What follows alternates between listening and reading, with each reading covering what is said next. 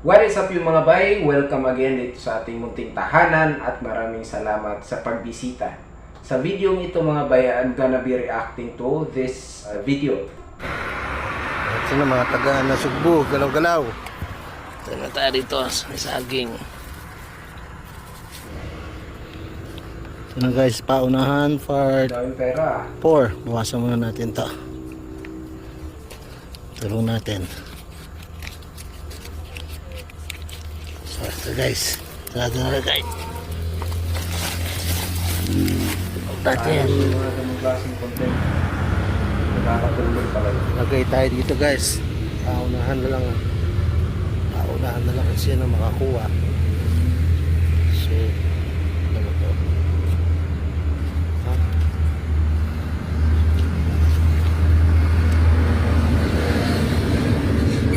So, saan lang talaga. Parang ano ba ito? Rambo. Ito na guys. Paunahan part 3. Ang lugar. Check nyo na yan guys. Ito na guys.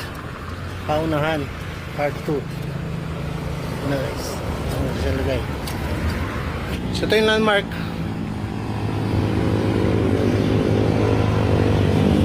So sa nakakalam. So yun, paunahan na lang. Puntahan nyo na. Okay.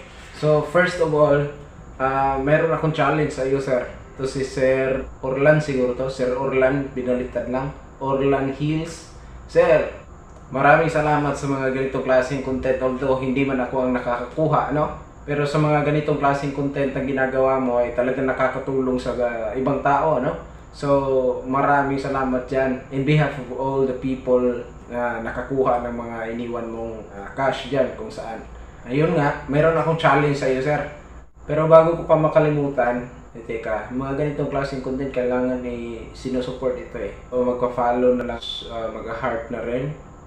Tapos share. Okay. Kasi sa mga ganitong klaseng content kasi hindi pwedeng wala tayong support na gagawin. Okay, ganito sir. Ganito ang challenge ko sa iyo. Hindi man siguro challenge pero ano siguro recommendations na lang, recommendations sa iyo at sa ibang mga content creators na gumagawa ng similar nito na niche, no?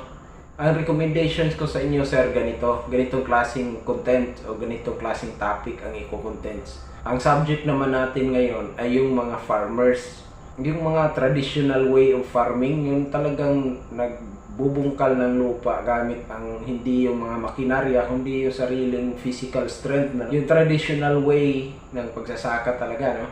Kasi napapansin ko at talagang personal kong naranasan yan kasi lumaki ako sa pagsasaka, no? Alam ko mismo na napakahirap talaga ang sitwasyon sa ganong klase ng hanapbuhay.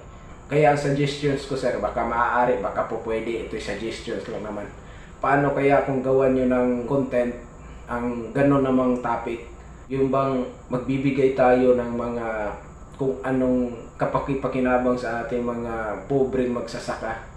Kasi tingin ko talagang kailangan talaga nila ng assistance. At ako man, kung sakali mang ako'y magkaroon, at least si sarili na magmula dito sa pagbablog or anything or any source na papalarin na ako'y magkaroon, yan ay isa talaga sa mga plano na dapat kong magawa, which is yung pagbibigay ng assistance sa mga traditional farmers. Kasi ang hirap talaga, sinasabi ko sa inyo, napakahirap talaga bilang lumaki sa pagsasaka ng traditional way, napakahirap talaga ng buhay.